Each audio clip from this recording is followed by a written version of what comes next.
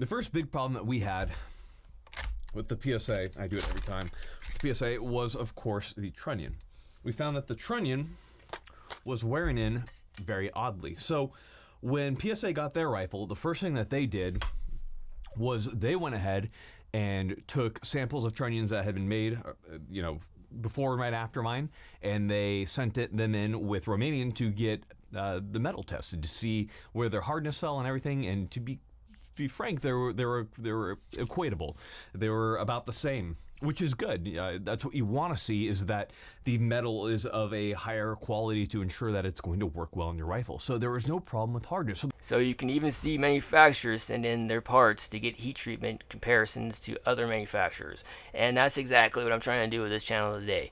Later on, I will be doing the exact same heat treatment test on a PSA, AK, and a Wasser, and I won't just tell you that it's okay. I'll actually show you those numbers. And today we're going to do the same thing, because we have the Colt versus the PSA. We have Carpenter 158 here and Carpenter 158 here. So we know that the steel from Carpenter Industries is bought from the same place. So that's taken out of the equation. Now, two main things of quality control when it comes to firearms is going to be the cutting of parts, think School of the American Rifle, and then the heat treatment test. So if PSA's numbers don't or aren't close to Colt's, then you can start to get an idea of the reason why their reputation might not be as good, because we know Colt put a lot of research into getting their heat treatment to this very specific area.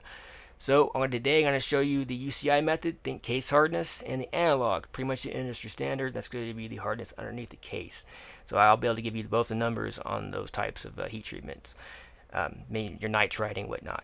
So let's get started with those numbers. These tests were taken not from one part, but from two of each. And then from there, I'm going to give you a nominal score. That's what you see here. We're going to start with, now, I guess, the mil-spec hardness, because we have a Colt here. We're going to start with the A620.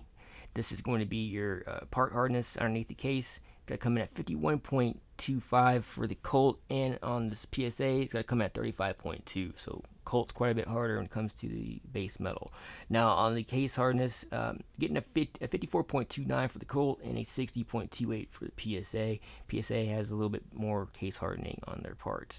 Now let's move over to the more important part. Now this is a Carpenter 158.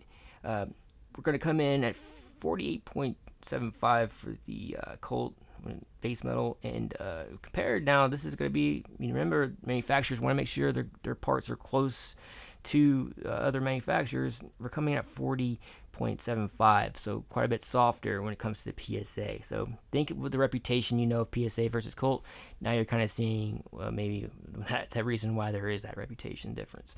58.69 for the case hardness for the PSA.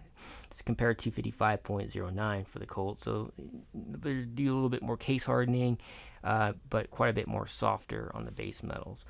So that's what we're going to be doing on this channel, a bunch of comparisons, just see if a knife lives up to the manufacturer stated Rockwell hardnesses, just curiosity, just to see exactly how hard a Glock is, whatnot. Got those videos out there.